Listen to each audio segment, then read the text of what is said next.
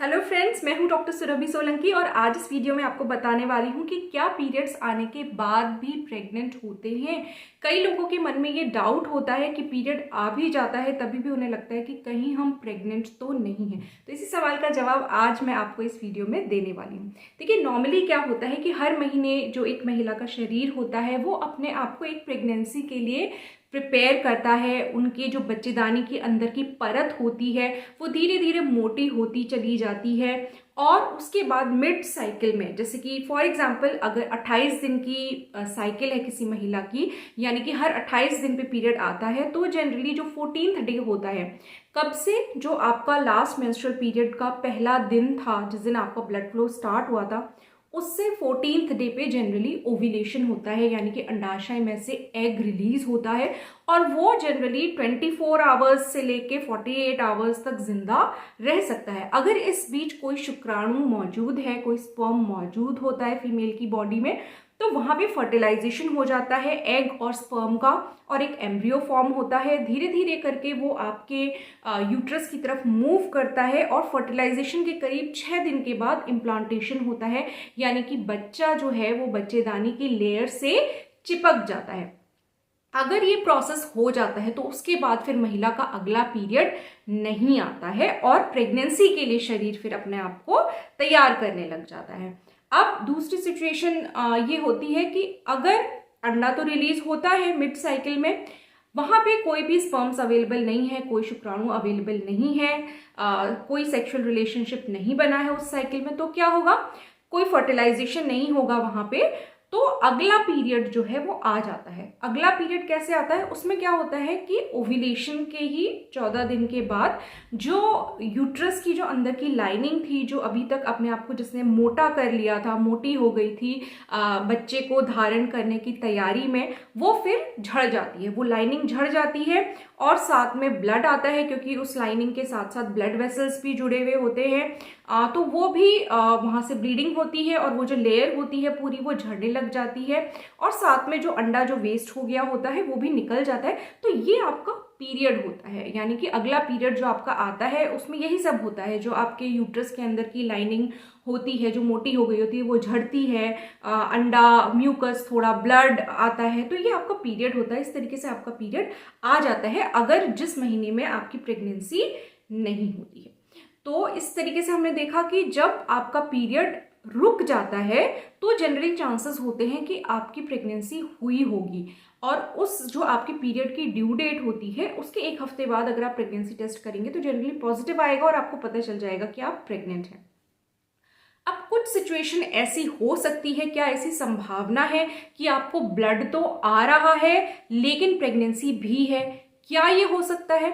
तो इसके बारे में मैं इतना आपको थोड़ी सी बातें बताना चाहूंगी, कुछ फैक्ट्स बताना चाहूंगी। सबसे पहले तो आपको इम्प्लांटेशन ब्लीडिंग के बारे में जानना होगा, जो कि एक नॉर्मल प्रेगनेंसी में भी हो सकती है। हर महिला को नोटिस नहीं होती है लेकिन कई महिलाओं को ये सिम्टम फील हो सकता है।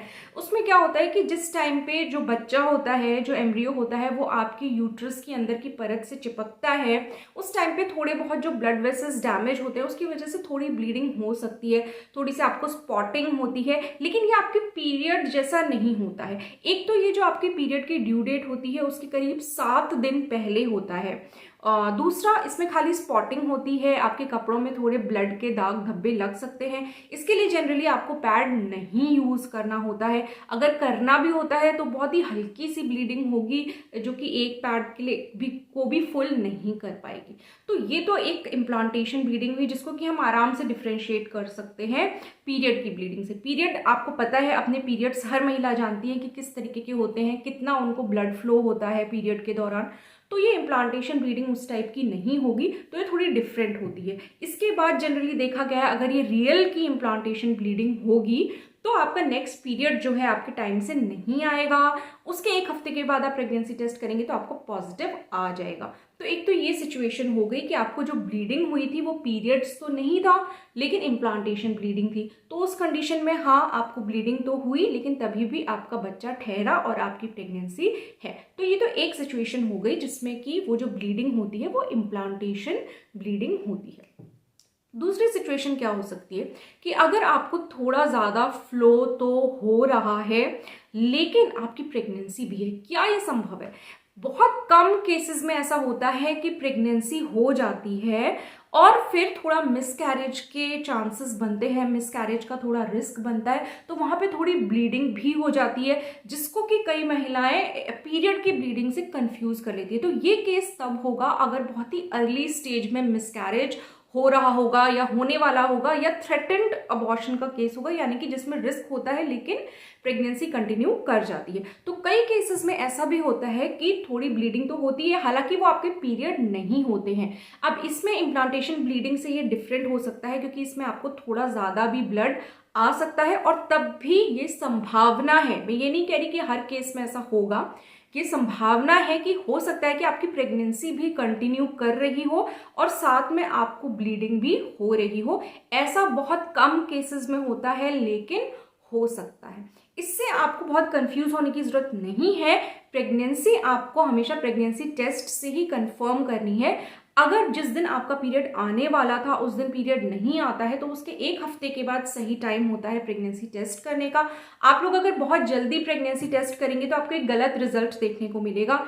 इसलिए बेहतर यही होता है कि जिस दिन आपके पीरियड की ड्यू डेट है उसके 1 हफ्ते के बाद आप प्रेगनेंसी टेस्ट करके देखिए। अगर वो पॉजिटिव आता है तो आपकी प्रेगनेंसी है। साथ में अगर आपको ब्लड भी आ रहा है तो हो सकता है कि ये थोड़ा मिसकैरेज का आपका रिस्क हो। आपको डॉक्टर को तुरंत दिखाना चाहिए, वहाँ पे अल्ट्रासाउंड किया जाएगा अगर ज़रूरी समझेंगे डॉक्टर्स तो। जनरली तो एक अल्ट्रासाउंड प्रेगनेंसी के 7th वीक में या 8th वीक में कराते ही हैं डॉक्टर्स, और वो ज़रूरी भी होता है ये देखने के लिए कि बच्चा सही जगह पे चिपका है कि नहीं चिपका है, आपकी बच्चेदानी में ही चिपका है, कहीं फेलोपियन ट्यूब में तो नहीं चिपक गया है, किसी और जगह तो नहीं चिपक गया है। तो ये सब देखना ज़रूरी होता है, इसलिए जो ये एक पहला अल्ट्रासाउंड होता है वो जनरली ज़रूरी होता है। तो ब्लड आ सकता है, हालांकि ये आपके नॉर्मल पीरियड से थोड़ा डिफरेंट हो सकता है, लेकिन कभी कभी महिलाएं कंफ्यूज हो जाती हैं क्योंकि पैड यूज़ करना पड़ता है, तो उन्हें लगता है कि ये पीरियड ही है या किसी और तरीके की ब्लीडिंग है, समझ में नहीं आता है।